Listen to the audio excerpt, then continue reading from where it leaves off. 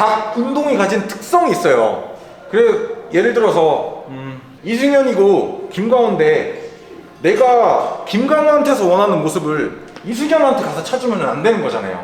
그죠? 반대로 나는 김광호인데 나한테 와가지고 너무 이승현처럼 안 해주니 이러면 안 되잖아. 그죠? 이승현처럼 하는 걸 원하면 이승현한테 가면 되는 거예요. 그래서 어쨌든 운동도 똑같아.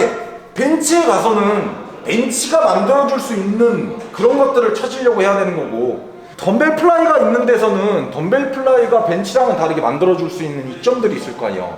거기서는 그걸 찾으려고 해야 되고, 벤치에는 벤치가 해줄 수 있는 걸 찾으려고 해야 되는데, 우리가 구조에 대한 이해가 없고 논리적인 접근이 없을 때는 그런 것들을 많이 놓치게 된다는 거죠. 그래서 엉뚱한 운동을 하게 되고 엉뚱한 의도를 갖게 되는 거예요. 그런 것들에 빠져드시면 안 됩니다. 그렇게 하기 위해서는 이 트레이너는 아니니까, 트레이너라면 당연히 이거를 논리적으로 설명을 할 수가 있고 이렇게 접근하는 방식에 대해서 명확하게 꿰고 있어야 되지만, 승현님이 이제 취미로 운동을 하시니까 그래도 러프한 것들은 어느 정도 이해를 하고, 그리고 제가 오늘 드리는 말씀, 그리고 뭐 승현님께서 자체적으로 고민하는 것들을 머릿속에 항상 잘 담아둬야 나중에 혹여나 PT를 받게 되던 아니면 전문가한테 내용을 맡길 때 아 얘가 진짜 전문가구나 아니라는 거에 대해서 분별력이 생긴다는 거죠.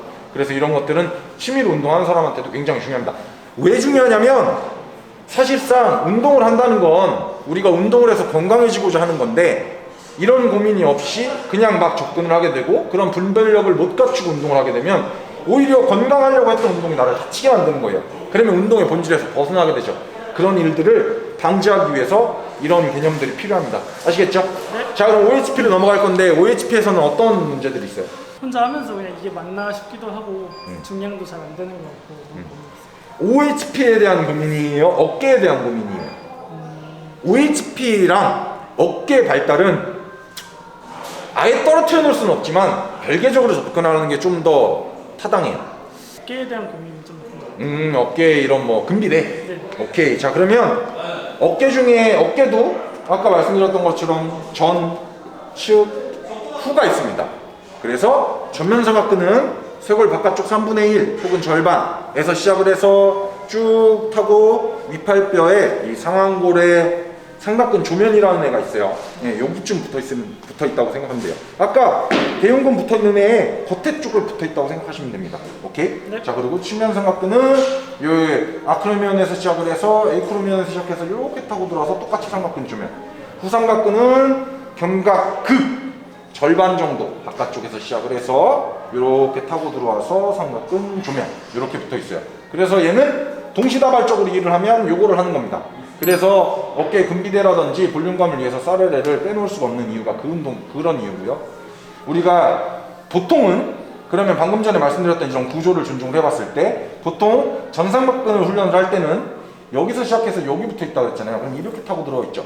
그러면 얘가 프레스를 할 때는 얘만 고려를 하는 프레스는 한 이 경로에서 이렇게 움직일 것이고, 레이즈를 하게 되면 이렇게 들어갈 거예요.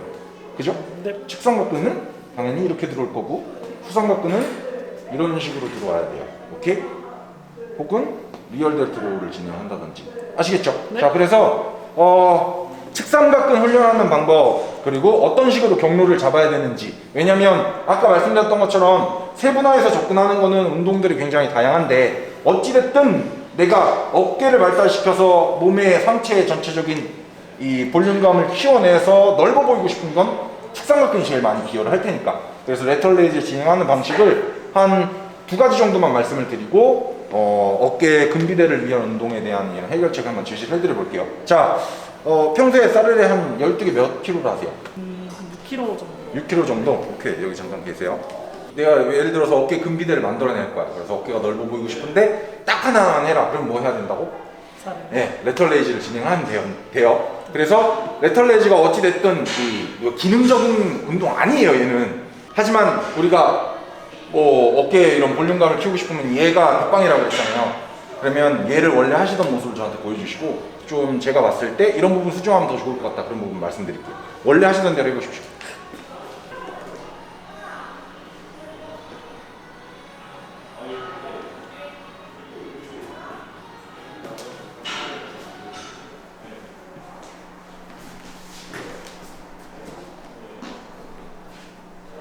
오케이, 좋습니다. 덤벨 내려두시고. 원래 일부러 하시는 거 아는데 왜 4를 갖고 왔냐면 분명히 제가 자세 교정해드리면 아마 이 중량이 좀 하락할 거거든요. 그 왜 트레이너들이 원래 몇으로 하세요? 그러면 갑자기 더 무거운 거 갖고 가지고 시켰는데 거꾸로 하는 거예요. 지금 자세를 수정을 할 거고 원래 익숙치 않은 자세를 할 거기 때문에, 그리고 운동에 대한 학습을 하는 거기 때문에 중량은 적절하거나 좀 낮은 게 훨씬 더 유리합니다. 이 사람 괴롭히려고 냅다 무거운 거 갖고 하는 건 조금 운동학습이랑은 다른 방향으로 가고 있는 거예요. 자, 그러면 우리가 측상각근을 발달시키려고 레터럴 레이즈를 할 때 아까처럼 해박적인 구조를 먼저 보여드릴게요. 지금 주황색이 측상각근이에요. 그죠? 자, 그러면 얘가 일자로 떨어져 있어요? 약간 앞으로 가 있어요? 약간 사선. 오케이, 약간 앞 사선으로 가 있습니다. 그리고 두 번째, 그러면 약간 앞 사선으로 가 있으면 여기다가 올려야 될까? 여기다가 올려야 될까? 그죠? 좀 앞으로 올려야 될 거예요. 그리고 좀 앞으로 올려야 되는 정도는 그럼 어느 정도 앞으로 올려? 오케이, 사람마다 조금 더 다릅니다. 하지만 견갑면이 가진 방향, 이쪽에서 완전히 바깥쪽으로 이렇게 이마면 쪽을 보고 있는 게 아니라 약간 이쪽으로 30도 기울어져 있거든요. 이렇게 약간 이렇게 되어 있어요. 약간 30도 내회전되어 있어요. 그러니까 얘가 가진 면, 이거를 스퀘션이라고 하고 견갑면이라고 그러는데, 얘를 어떻게 해주기 전에 얘가 가진 원래 모양새가 있잖아요. 아까 얘기했죠. 이승현한테 가가지고 김광호 모습을 찾으면 안 된다고. 그런 것처럼 얘가 원래 가진 방향을 존중을 해주는 거예요. 그리고 이 방향 그대로, 그리고 측상각근이 가진 근육의 힘선 그대로 이 방향에다가 올려주는 겁니다. 여기가 아니라 여기다가 올려주시는 거예요. 그래서 거의 한 바지주머니 들어가는 데다, 그죠? 네. 그 상태에서 그대로 올려야 돼요. 근데 이거를 했을 때 사람들이 많이 실수를 하는 게 뭐냐면 이 위치에 초점을 맞춰요. 얘는 도구죠. 네. 얘는 도구를 잘 지게 만드는 그냥 안정자예요. 그러면 얘도 그냥 지래.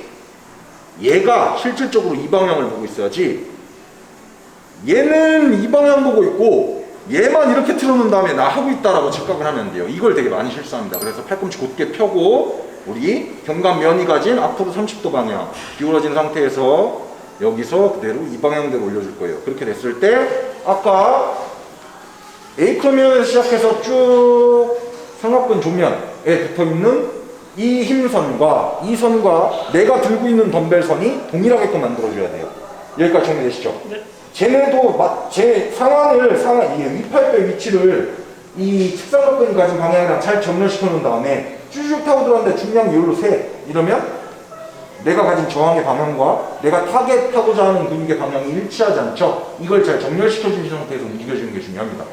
첫 번째는 제가 옆에서 벌목표 안 줄게요. 그냥 앞서 설명드린 것만 참고해서 진행해 보십시오.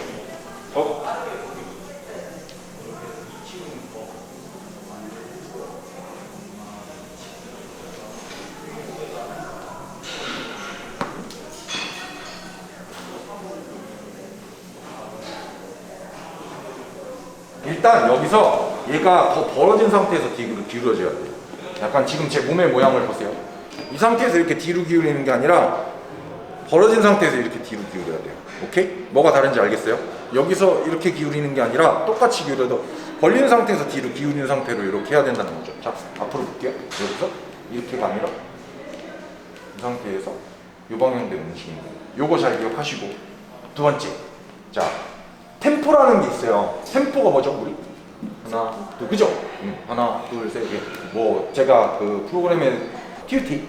자, 그러면 우리가 이 템포가 왜 중요하냐면 내 의도를 바꾸기 때문에 중요해요. 자, 이 측삼각근을 훈련을 하는데 우리가 지금 여기서 폭발적으로 힘을 발생시켜가지고 상단을 좀 더 쉽게 만들고 하단에서 조금 더 어렵게 만들 건지, 아니면 천천히 가속을 일으켜서 상단에서 힘들게 만들고 하단에서는 당연히 쉽게 만들 건지. 덤벨 레터럴 레이즈가 가진 기본적인 구조는 하단에서는 무지 쉽고 상단에서 어렵죠. 그러면 그거를 템포로 조정을 해가지고 인위적으로 어떻게 의도를 바꿀 수 있지만, 어찌됐든 내가 원하는 목적이 뭔가를 보는 거예요. 지금 내가 레터럴 레이즈를 해서 측삼각근을 운동을 할 거야. 여기까지는 오케이. 근데 내가 하단에서 힘든 걸로 만들 건지 상단에서 힘든 걸로 만들 건지가 중요해요. 그러면 오늘 설명드릴 건 이 운동의 특성을 잘 살린 상단에서 힘드는 방향을 잡아줄게요. 자, 그러면 여기서 하단에서 내가 템포를 예를 들어 되게 폭발적으로 했어. 확 올려요. 그러면 상단에서 비교적 쉬워지겠죠. 그죠? 하지만 하단에서는 그만큼 무게를 무겁게 달 테니까 하단에서는 좀 버거워질 거예요. 하지만 제가 이 운동의 특성을 잘 살린다면 상단에서 힘들게 만드는 게 중요하다고 그랬으니까 상단에서 힘들게 만들 거야. 그러면 여기서 확 올려야 돼요. 지그시 올려야 돼. 내릴 땐 마찬가지로 지그시 내는 거예요. 뚝 떨어지는 게 아니라 지그시 왔다가 얘 올릴 때 확 올리는 게 아니라 지그시 올리는 겁니다. 근데 승현님 지금 약간 습관 자체가 여기서 뒤로 가는 거예요. 여기서 그대로 지그시 가야 되는데 이미 여기 갈 때부터 올릴 준비를 하는 거예요. 그러니까 뒤로 빠졌다가 확 올려요. 그러면 내가 들어간 범위가 크니까 아무래도 불필요한 가속을 발생시켜 쉬워지겠죠. 그래서 일로 갈 겁니다. 그리고 지그시 올릴 거예요. 일부러 천천히 올리는 거 아니에요. 올리는 건데 지그시 올리는 겁니다.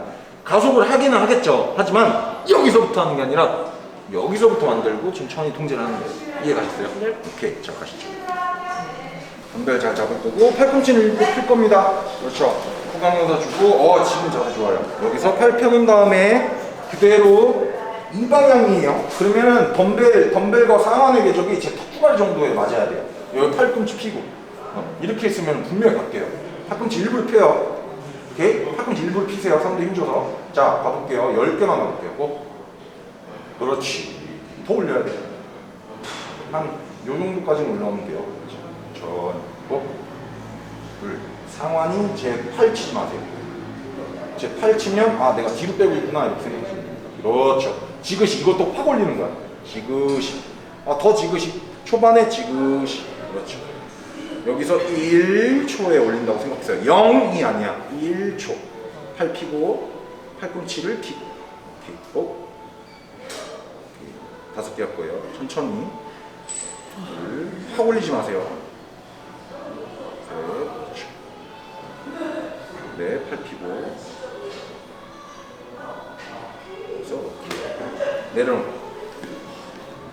이러면 확실히 다르죠? 일부러 천천히 해서 다르다기보다는 내가 내 의도에 따라서 상단에서 힘들 거야, 하단에서 힘들 거야. 난 상단에서 힘들 거야. 그러면 내 의도에 따라서 가속을 확 발생시켜, 지그시 발생시켜.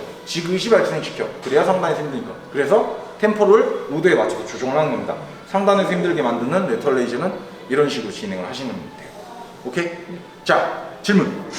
업라이트로는 의도적으로 구부려서 정면으로 타겟을 해서 다니는 거예요. 업라이트로우는 굳이 구분하자면 전삼각근과 측삼각근의 전부섬유 정도 될 것 같아요. 혹은 측삼각근의 중부섬유까지 한 요 정도 파트가 업라이트로우를 할 때 타겟 머슬이 될 것 같습니다.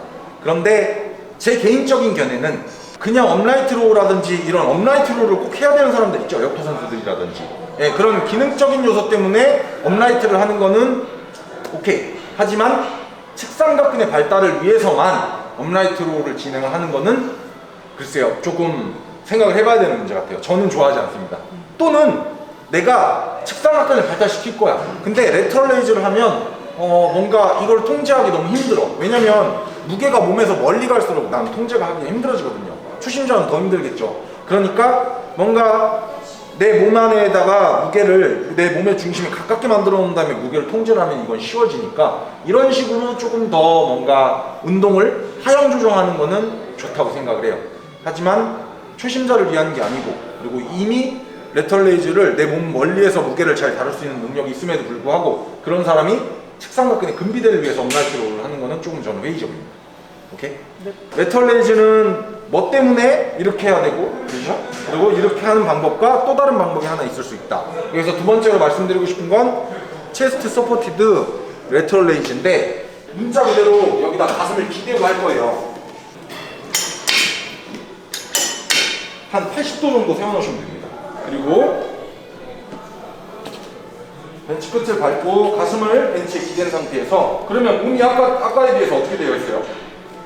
일자에서 살짝 기울어져 있어요. 그러면 그냥 이렇게 있을 때보다 아마 내가 이 상태에서 팔을 내가 원하는 스테이션의 각도로 통제를 하기 훨씬 더 편할 거예요. 그리고 가슴을 기대놨기 때문에 몸의 균형을 통제를 해야 되는 근육들이 조금 참여를 배제시킬 수가 있고 온전히 레터럴 레이즈에만 집중을 할 수 있는 상황이 생길 겁니다. 그래서 체스트 서포티드 레터럴 레이즈를 하는 거예요.